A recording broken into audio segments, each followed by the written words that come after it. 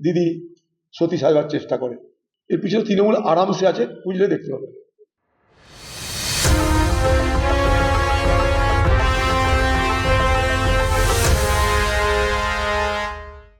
এই গ্রেপ্তারি করার মধ্য দিয়ে আসল যারা অপরাধী তাদেরকে রক্ষা করার চেষ্টা চলছে।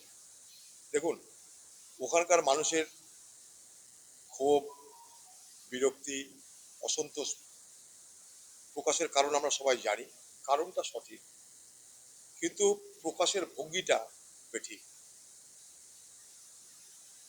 আমার কোনো জিনিস ভালো না লাগতে পারে, কিন্তু যেখানে সুপ্রিম কোর্টের জাজের নির্দেশে হচ্ছে সেখানটায় আমি গায়ে জোর করে সুপ্রিম কোর্টের নির্দেশকে অমান্য করার অধিকার অর্জন করতে পারি না।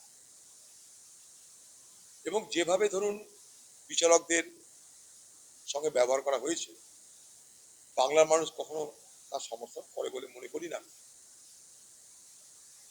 মমতা ব্যানার্জি নিজে চাইছে যে পশ্চিমবঙ্গে একটা গন্ডগোল হোক, গোলাগুলি চলুক, আর সাম্প্রদায়িক বিভাজন হোক। খুব দায়িত্ব নিয়ে বলছেন মমতা ব্যানার্জি প্রাণ করে চেষ্টা করছে একটা সাম্প্রদায়িক দাঙ্গা। এখানকার পুলিশ ওখানকার জানে না সব পুলিশ ট্রান্সফারে কি আন্দামান চলে গেছে? এই যে মুখ্যমন্ত্রী ঢপের কীর্তন করছে, যেখানকার পুলিশকে সরিয়ে দিয়ে সে ট্রান্সফার করেছে, তা ওই চত্বরে তো শয়ে শয়ে পুলিশ, তারা কি সবাই আন্দামানে ট্রান্সফার হয়ে গেছে?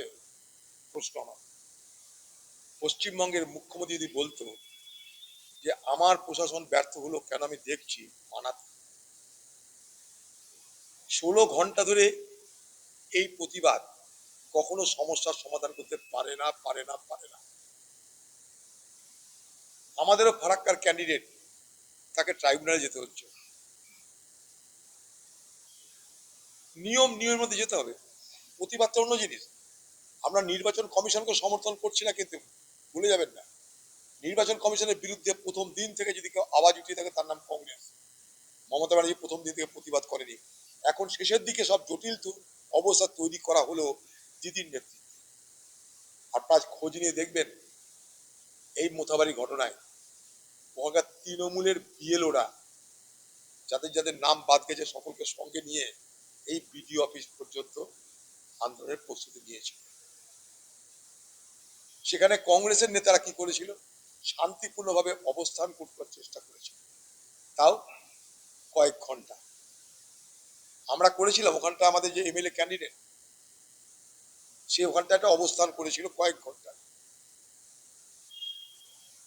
আর তৃণমূলের নেতারা আমাদেরকে টক্কর দেওয়ার জন্য গ্রামে গ্রামে গিয়ে, তোমাদের নাম উঠেনি, চলো আমরা তোমাদের নাম তুলে দিব, যার খোঁজ দিয়ে দেখুন, তাদেরকে এক জায়গায় একজোট করে নিয়ে এসছে।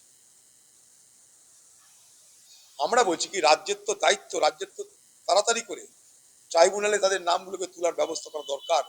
একটা কেন, শয়ে শয়ে ট্রাইব্যুনাল করা দরকার হলে, যাতে 5 তারিখের মধ্যে এবং ভোটের আগে 23 তারিখের আগে যেন ট্রাইব্যুনাল সব সমস্যার সমাধান হয়ে যায়। ট্রাইব্যুনাল সব সমস্যার সমাধান করার জন্য পশ্চিমবঙ্গের সরকারের পক্ষ থেকে আমরা কি কোনো সাধারণ মানুষকে সহযোগিতা করতে দেখলাম না। অথচ এই সমস্যাটা তৈরি হলো মুখ্যমন্ত্রী মমতা ব্যানার্জির সুপ্রিম কোর্টে মাতব্বরি করতে গিয়ে। সুপ্রিম কোর্টে মাতব্বরি করতে না গেলে এই অবস্থা তৈরি হতো বলে আমি মনে করি না। অর্থাৎ সমস্যা তৈরি করলো কে? মমতা ব্যানার্জি নিজে। তিনি চাইছেন এই সমস্যা তৈরি করে নির্বাচনের মৌলিক বিষয়গুলোকে এড়িয়ে যাও। তাই লাভ হবে কার? লাভ হবে মমতার, লাভ হবে বিজেপির। এই অঙ্কে মমতা ব্যানার্জি গোটা ঘটনাটাকে তার পুলিশের ব্যর্থতা স্বীকার করতে সে চাইছে না। সে বরং বলছে যে আমার তো কিছু করার নাই, তা তুমি বলে দাও যে আমার এখানে পুলিশ বলে কিছু নেই, আইন শৃঙ্খলা বলে কিছু নেই, তাই ভোট করবো কি করে? তাহলে আমার তো মনে হচ্ছে মুখ্যমন্ত্রী যে এখনকার ডায়লগ, তাতে আগামী দিনে ভোট শান্তিপূর্ণ বলে হবার কোনো সম্ভাবনা দেখছি না। নির্বাচন কমিশন কি করে ভোট করাবে আমার জানা নাই, কারণ পশ্চিমবঙ্গের প্রশাসনের এক রত্তি সহযোগিতা পাবে না নির্বাচন কমিশন। এই ঘটনা সুপ্রিম কোর্ট পর্যন্ত যাওয়ার কোনো দরকার ছিল না, স্থানীয় হয়ে ঘটনা মেটানো যেত, কিন্তু জটিল করা হলো। যেমন করে বেলডাঙ্গার ঘটনাকে জটিল করেছিল তৃণমূলেরা, মনে করে দেখো, বেলডাঙ্গায় গোটা দিন ধরে পথ অবরোধ করে গোটা সড়ককে অচল করে দেওয়া হয়েছিল, তারপরে এনআইএ এলো, সাধারণ মানুষকে গ্রেপ্তার করলো। ঠিক একই রকম ভাবে মোথাবাড়ি অবরোধ, এনআইএ সাধারণ মানুষের গ্রেপ্তারি শুরু হয়ে গেল। আপাতত দেখছেন একটা হয়তো নাম পাওয়া গেছে, কিন্তু এরপরে প্রচুর লোককে ধরা হবে যেগুলো জানে না কিছু, তাদেরকে ভুল বুঝিয়ে নিয়ে আসা হয়েছে। তদন্ত করে দেখা যাবে যে এই ঘটনার পিছনে বড় উস্কানি হচ্ছে তৃণমূলের নেতাদের। মিলিয়ে নেবেন আমার কথা, তদন্ত হোক, মিলিয়ে নেবেন আমার কথা। মুখ্যমন্ত্রী তো একটা ভাঁড় মুখ্যমন্ত্রী, এইভাবেই সে চলে, এদিক ওদিক না পেলে কংগ্রেসকে দেখে, বিরোধী থেকে মিমকে দেখছে। তদন্ত হোক না, সিআইডি কেন গ্রেপ্তার করছে? পুলিশের কে নির্দেশ দেওয়া হয়েছে উদরপিণ্ডি বুধো ঘাড়ে চাপা। তদন্ত হোক, টিএমসি জড়িত থাকতেই হবে। কতবার এক্ষুনি তো বললাম। হ্যাঁ ঠিক আছে, কংগ্রেসের কিছু লোক ছাড়ছে নিশ্চয়ই, তবে বিভিন্ন এলাকা নয়, একটা দুটো এলাকায় তাদের মনে হচ্ছে যে তারা প্রার্থী পদ না পাওয়াতে তারা বঞ্চিত হয়েছে, তাই তারা মনে করছে তৃণমূলে যাওয়া দরকার, তাই তারা যাচ্ছে। কি করবো, যেতে পারে। এর পিছনে তৃণমূল আরামসে আছে, বুঝলে দেখতে হবে। মিমের ঘাড়ে দোষ চাপানোর চেষ্টা করবে, মমতা এটাই করে না, উদর পিণ্ডি বুদোর ঘাড়ে ফেলে দিদি সতী সাজবার চেষ্টা করে। এই প্রসঙ্গে বিজেপি নেতা অমিত মালব্য একটা ভিডিও অমিত বলে কি আমি কি করবো? সেখানে সাবিনা ইয়াসমিনকে ওই যে জায়গাটা আন্দোলন ছিল তার আগে আর আমি তো বললাম তদন্ত করে দেখুক, টিএমসি পার্টির লোক থাকতেই হবে, নাহলে হবে কি করে? এই ক্ষমতা কার আছে বিচারকদের 16 ঘন্টা আটকে রাখে? খুব স্বাভাবিক, দুয়ে দুয়ে চার। এটা তৃণমূলের লোকরা যদি জড়িত না থাকে তাহলে 16 ঘন্টা বিচারকদের আটকে রাখা কি সম্ভব? একটা মহিলা বিচারপতিকে কি গাড়ির মধ্যে বসিয়ে রাখা সম্ভব? এর জন্য বেশি আপনাকে রকেট সায়েন্স খোঁজার দরকার নাই। এ সাহস কার হতে পারে পশ্চিমবঙ্গে তৃণমূল ছাড়া? বলুন, তৃণমূলের মদত ছাড়া এ ক্ষমতা কার হতে পারে? ঠিক একইভাবে বেলডাঙ্গাতে তো একই জিনিস হয়েছিল, পুরো তৃণমূল মদত করলো, পরে সাধারণ লোককে ফাঁসানো হলো। আমি তো বললাম তদন্ত করে দেখুক, টিএমসি পার্টির লোক থাকতেই হবে, নাহলে হবে কি করে? এই ক্ষমতা কার আছে বিচারকদের 16 ঘন্টা আটকে রাখে? খুব স্বাভাবিক, দুয়ে দুয়ে চার। এটা তৃণমূলের লোকরা যদি জড়িত না থাকে তাহলে 16 ঘন্টা বিচারকদের আটকে রাখা কি সম্ভব? একটা মহিলা বিচারপতিকে কি গাড়ির মধ্যে বসিয়ে রাখা সম্ভব? এর জন্য বেশি আপনাকে রকেট সায়েন্স খোঁজার দরকার নাই। এই সাহস কার হতে পারে পশ্চিমবঙ্গে তৃণমূল ছাড়া? বলুন, তৃণমূলের মদত ছাড়া এই ক্ষমতা কার হতে পারে? ঠিক একইভাবে বেলডাঙ্গাতে তো একই জিনিস হয়েছিল, পুরো তৃণমূল মদত করলো, পরে সাধারণ লোককে ফাঁসানো হলো। কমিশনের দায়িত্ব ভোট করানো, আমরা কমিশনের দাবি করব শান্তিতে অবাধে ভোট করা। বাকি কি করবে না করবে সেটা নির্বাচন কমিশনের দায়িত্ব। তবে নির্বাচন কমিশন ফেল্ড হচ্ছে সেটা আমি না, সুপ্রিম কোর্ট বলছে। এ বাংলায় আইন নেই, শৃঙ্খলা নেই, কিছু নেই। দুর্ভাগ্য আমাদের, সারা বাংলার আজকের এই ঘটনা সারা দেশে ধিকৃত হচ্ছে, নিন্দা করছে সারা ভারতবর্ষের মানুষ।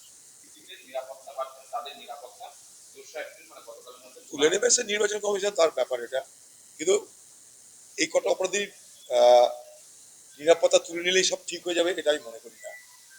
আপনারা তো জানেন না, এই বহরমপুরে দেখছি আমি সাধারণ মানুষকে, গরিব মানুষকে তৃণমূলের নেতারা বাড়ি বাড়ি গিয়ে ধমকি, দেখে নিব, সব তোমরা ভোটের দিন বাড়িতে থাকবে, আমরা মিষ্টির প্যাকেট পাঠিয়ে দেবো, কেউ ভোটের দিন বাড়ি থেকে বেরিয়ে ভোট দিতে আসবে না, ভোট দেওয়ার লোক থাকবে, তোমরা বাড়িতে থাকবে, মিষ্টির প্যাকেট চলে যাবে, আর না হলে আগামী দিন দেখে নিব। এ তো টিএমসি পার্টির এটাই ভোট। আমরা তাই বহরমপুরের বাসীকে একটা কথা বলতে চাইছি,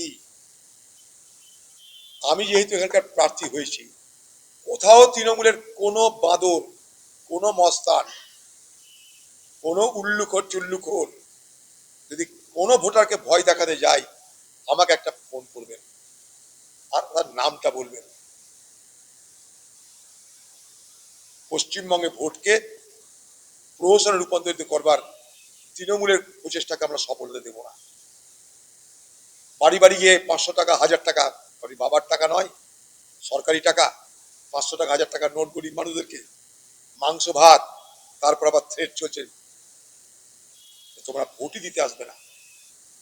পশ্চিমবঙ্গে আগামী দিনে যাতে সাধারণ মানুষ ভোট দিতে না যায়, তার জন্য এলাকায় এলাকায় তৃণমূলের মস্তান রাজ আইপ্যাকের পরামর্শে তার কর্মকাণ্ড শুরু করে দিয়েছে।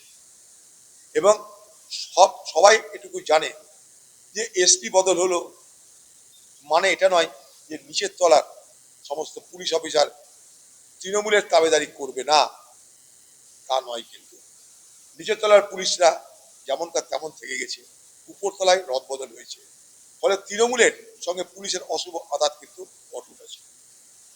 আমার তো মানে মমতা নিজেই চাইছে, অমিত শাহ চাইতেই পারে, অমিত শাহ কি চাইছে জানি না, তো অমিত শাহ যা চাইবে মমতা তাই চাইবে। দুজনের মানসিকতা, দুজনের ইচ্ছা তো এক, চাইলে চাইতে পারে। মমতা ব্যানার্জি নিজেও চাইছে। এই এসআইআর এর জটিলতা মমতা ব্যানার্জি নিজে তৈরি করেছে বাংলায়। নির্বাচন কমিশনের সঙ্গে আমি সমর্থন আমি করছি না, মনে রাখবেন। কিন্তু এই নির্বাচন কমিশনের সঙ্গে সহযোগিতা প্রথম দিন থেকে মমতা ব্যানার্জি করে জটিলতা তৈরি করে তারপর দেখছে যে আমার হাতের বাইরে যাতে চলে না যায়, তার জন্যে সেই জটিলতাকে আরো বেশি গভীর করার জন্য সে নিজে মাতব্বরি করতে চলে গেল সুপ্রিম কোর্ট। আর সব কিছু জটিল থেকে জটিলতর করলো মমতা ব্যানার্জি নিজে, অথচ তার সমাধানের জন্য কোনো চেষ্টা করলো না।